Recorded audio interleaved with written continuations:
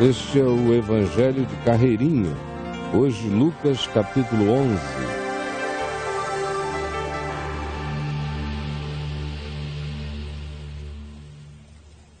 De uma feita, estava Jesus orando em certo lugar. Quando terminou, um dos seus discípulos lhe pediu: Senhor, ensina-nos a orar, como também João o Batista ensinou aos seus discípulos a orarem. Então Jesus lhes ensinou e lhes disse: quando orardes, este é o conteúdo.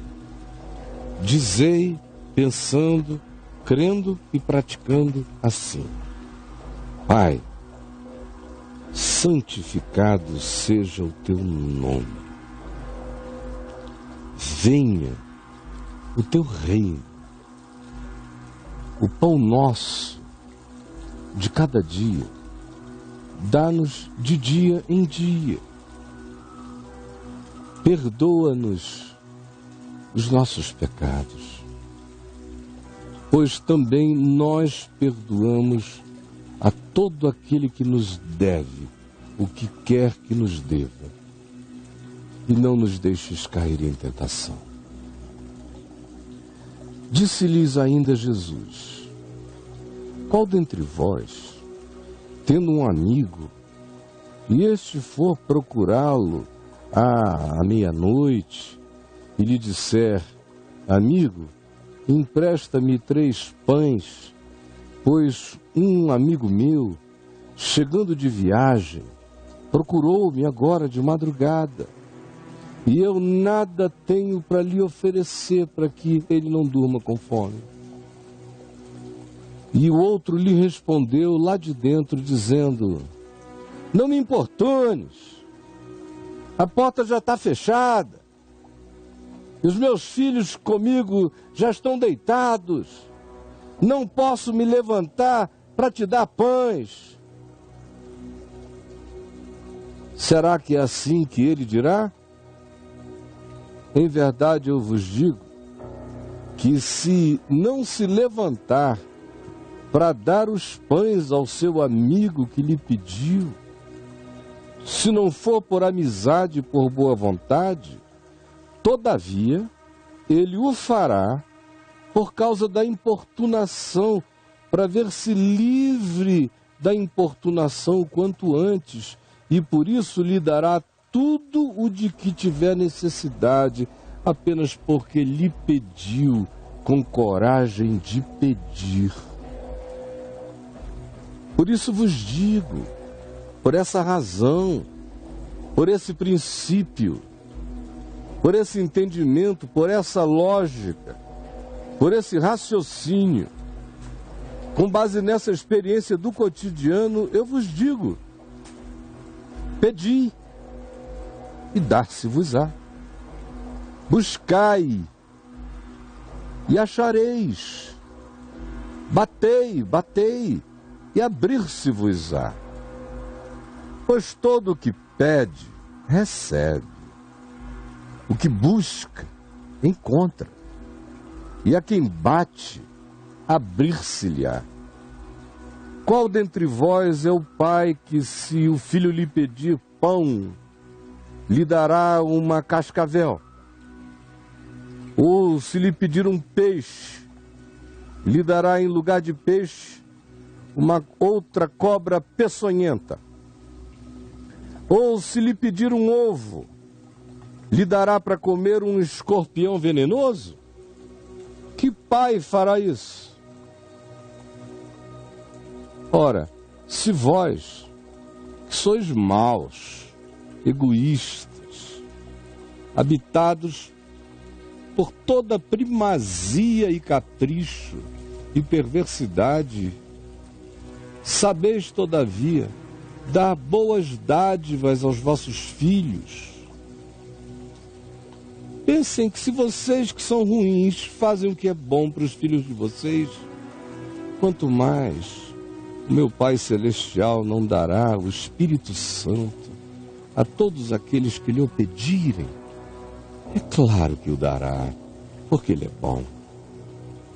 De outra feita, estava Jesus expelindo um demônio que deixava o endemoninhado mudo. E aconteceu que, ao sair o demônio, o mudo passou a falar. E as multidões se admiravam de que aquela mudez tivesse sido expulsa, porque estava associada a uma presença demoníaca, travando a fala do indivíduo. Mas alguns dentre eles, ao invés de se admirarem e darem glória a Deus por tal maravilha, diziam: não é possível.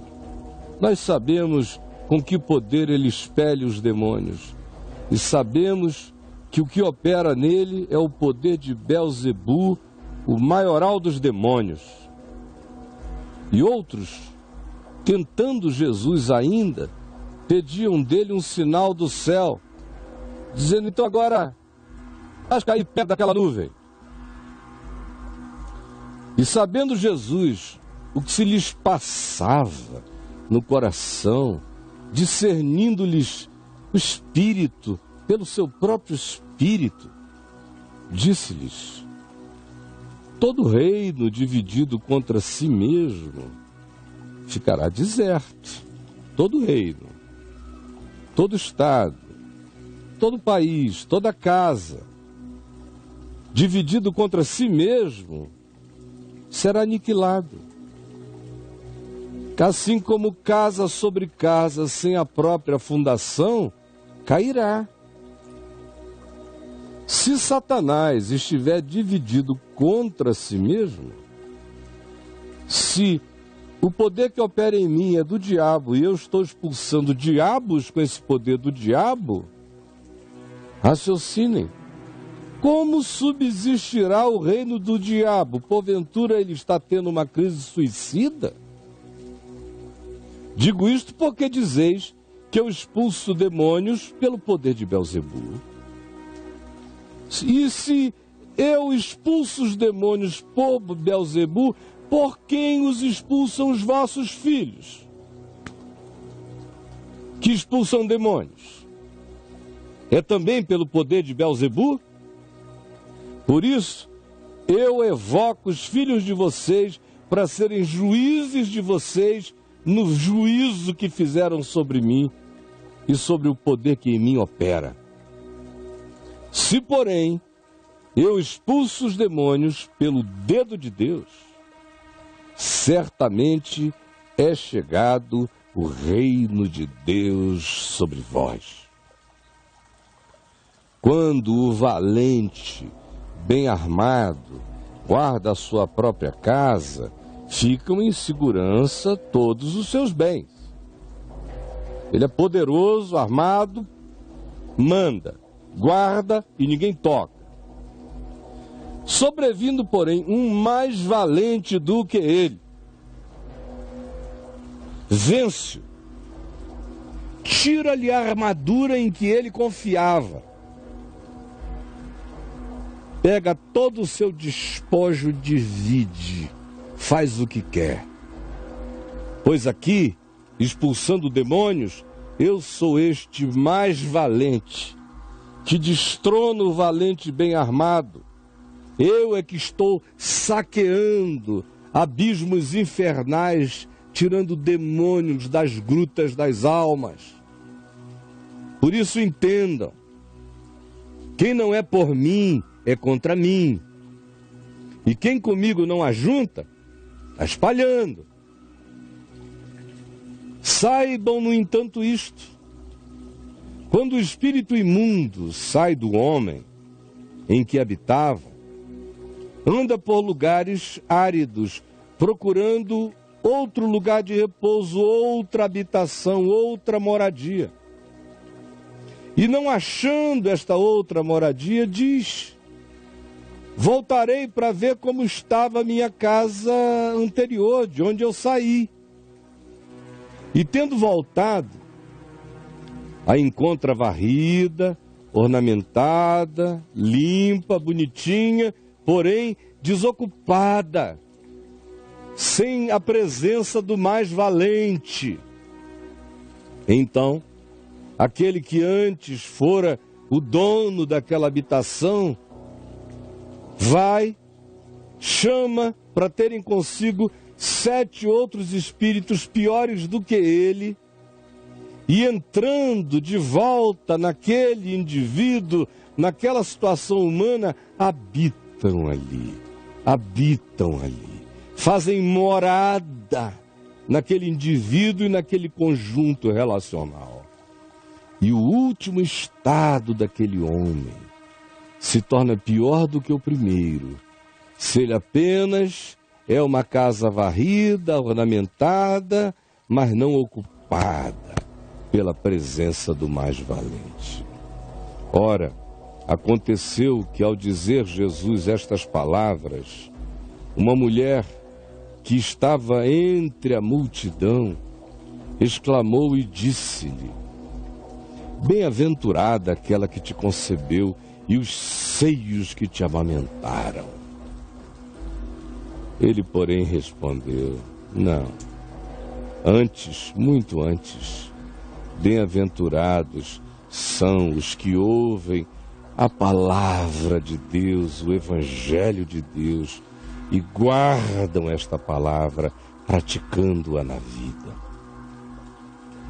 Como afluíssem as multidões de todos os lados, passou Jesus a dizer o que agora concernia às multidões ouvirem. Esta é geração perversa.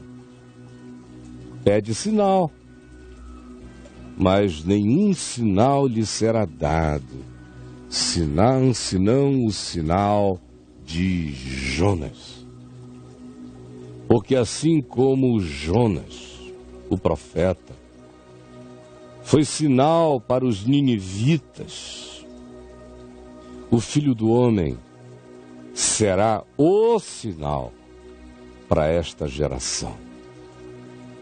A rainha do sul, a rainha de Sabá, a rainha da Etiópia se levantará no juízo contra os homens desta geração e os condenará, porque veio dos confins da terra, das pontas da África, para ouvir a sabedoria de Salomão em Jerusalém. E olhem, eis aqui está quem é maior do que Salomão. Ninivitas se levantarão no juízo com esta geração e contra ela, e a condenarão, porque se arrependeram com a pregação mal-humorada, zangada de Jonas, que não queria que fossem convertidos e nem salvos, porém converteram-se e arrependeram-se. E eis aqui está quem é maior do que Jonas. Ninguém pode acender uma candeia, e ninguém que depois de acender uma candeia, em a tendo acendido, a põe em lugar escondido, nem a põe debaixo de um cesto, mas no velador do lugar alto, a fim de que os que entram vejam e sejam iluminados pela luz. Se os teus olhos são maus, preste atenção, porque os teus olhos são a lâmpada do teu ser. É pelo teu olhar que tu iluminas a vida, a tua e a dos outros. Olha com um olhar limpo e projeta o teu olhar sobre coisas boas, porque os teus olhos são a lâmpada do teu ser. Se os teus olhos, o teu olhar, o teu interpretar forem bons, todo o teu ser será luminoso, irradiará luz aonde tu estiveres. Mas, se os teus olhos, o teu olhar, o teu interpretar forem maus, todo o teu corpo, todo o teu ser, toda a tua energia ficará em trevas, toda a tua irradiação será treva. Repara, Presta atenção, pois, vejas que a luz que há em ti não sejam trevas, que o potencial de luz não se transforme em recurso da treva na tua vida. Se, portanto, todo o teu corpo for luminoso, porque a tua mente, o teu interpretar, a tua atitude, o teu sentir forem puros, bons, justos, se os teus códigos de interpretação forem os do amor, fará com que o teu seja uma projeção de luz, todo o teu ser será uma resplandecência espiritual, sem ter qualquer parte em trevas, sem mancha, sem sombra. Será todo resplandecente como a candeia quando te ilumina em plena luz. Ao falar Jesus estas palavras, um fariseu veio e o convidou para ir comer com ele. Então, entrando Jesus, tomou lugar à mesa com o fariseu, naquela mesa baixinha, num divã. O fariseu, porém, admirou-se ao ver que Jesus não se lavara primeiro, antes de comer, de que viera da rua e simplesmente postara-se à mesa e começou a comer. O Senhor Jesus, porém, lhe disse: ouve-me bem, vós, fariseus, dessa denominação, limpais sempre o exterior do copo e do prato. Vocês são da aparência, mas o vosso interior, o que ninguém vê, está cheio de rapina, de perversidade. Os olhos de vocês são maus, por isso a luz é treva. Insensatos, quem fez o exterior não é o mesmo que fez o interior? Se dá toda essa importância ao exterior, por que se dá menos importância ao interior? Se quem fez o exterior é o mesmo que fez o interior. Antes, dai esmola do que tiverdes, e tudo vos será limpo. Tratai a vida com misericórdia, e tudo vos será puro. Amai, e tudo vos será santificado. Mas ai de vós, religiosos hipócritas, das exterioridades, dos usos e costumes e dos cultos, das reputações. Porque dais o dízimo da hortelã, da arruda, de todas as hortaliças, dais o dízimo, dais dinheiro, dais o que tiverdes como dízimo. Enquanto isto, desprezais a justiça e o amor de Deus na prática, na relação com os homens. Devias dar o dízimo, sem omitir o amor, a justiça, a verdade nas relações com os homens.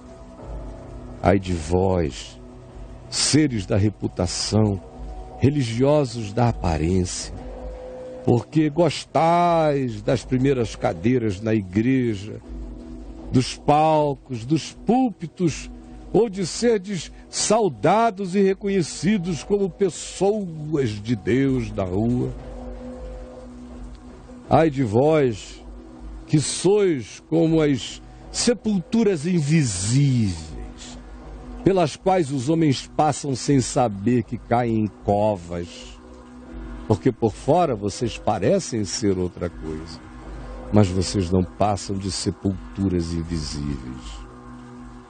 Então, respondendo um dos exegetas, um dos intérpretes da lei presente ali, um dos teólogos, um dos mestres, ouvindo o que Jesus dizia, disse: Mestre, dizendo estas coisas, também nos ofendes a nós outros. Não somos fariseus, mas somos religiosos, teólogos, exegetas, estás nos ofendendo. Mas Jesus respondeu: ai de vós também, exegetas, intérpretes da Escritura, ai de vós, intérpretes da Escritura, porque sobrecarregais os homens com fardos, pesos superiores às suas forças. Sois intérpretes desumanos e inumanos. Mas vós mesmos sois hipócritas, porque nem sequer com um dedo mínimo tocais nas coisas que vocês obrigam os outros a praticarem em nome do prazer que vocês têm no poder das suas interpretações autorizadas. Ai de vós, porque edificais o túmulo dos profetas que os vossos pais assassinaram. Ora, assim, sois hoje testemunhas e aprovais com cumplicidade as obras dos vossos pais, porque eles mataram os profetas e vós lhes edificais os túmulos. Sem arrependerem-se, sem mudarem de vida e sem darem ouvidos aos que os profetas disseram e não atentaram pelas razões pelas quais foram mortos para vos converterdes vós mesmos. Por isso, também disse a sabedoria de Deus a respeito de vocês todos: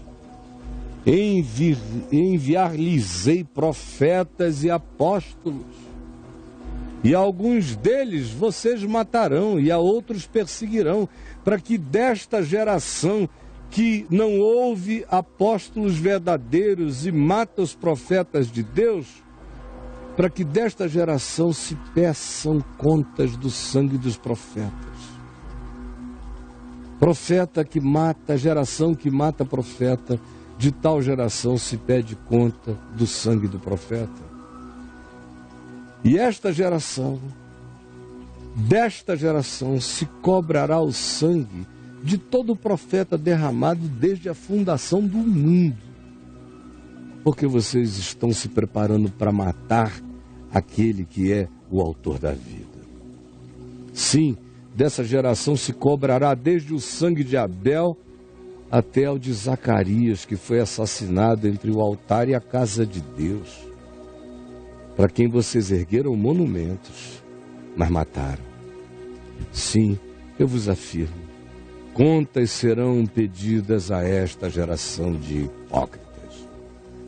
Ai de vós, exegetas autorizados, intérpretes da lei, especialistas em Escritura, porque tomastes a chave da ciência, tomastes a chave hermenêutica, a chave da ciência da interpretação, e dissestes: só nós temos a chave da ciência hermenêutica, só nós sabemos interpretar a Escritura.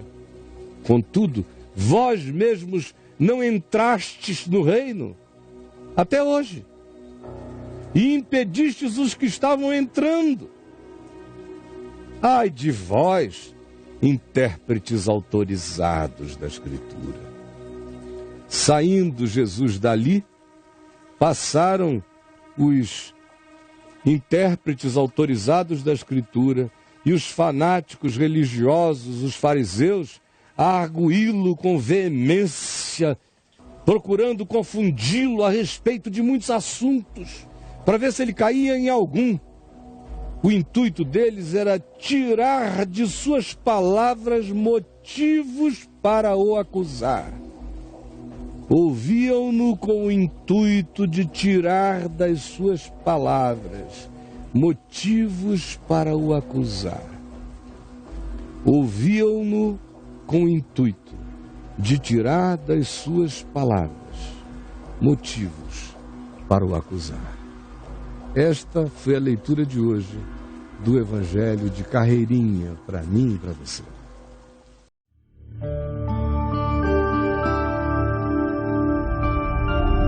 Vem me RVTV, o canal é você.